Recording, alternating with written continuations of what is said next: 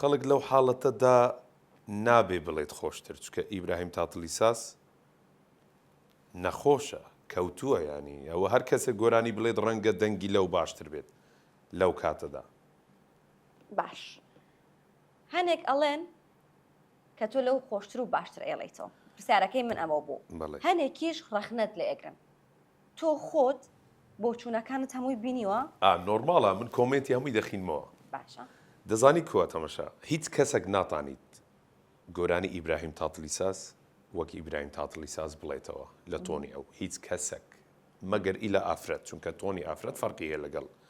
پیاودا ئەوانەی کە گۆرانی ئیبراهیم تاتڵی ساسیش دەڵێنەوە بۆ خۆیان دەزانن کە کەم و کوڕیەکان چەندە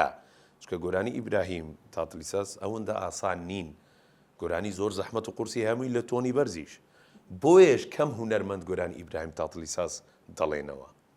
ئەڵێ خۆت داوات لێ کردم کە لە دوای تۆ بێڵێمەوە بێشک و گومان چونکە دوو جار دەستی ڕاوەشاند موزیسیان چەندور زۆربەی خەڵک دەیناسیت کەمانچە ژەنە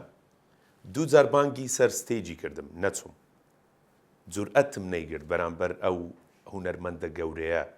ئەو ئینسانە گەورەیە ئەو ئیمپراتۆرە گەورەیە گۆرانی بڵێم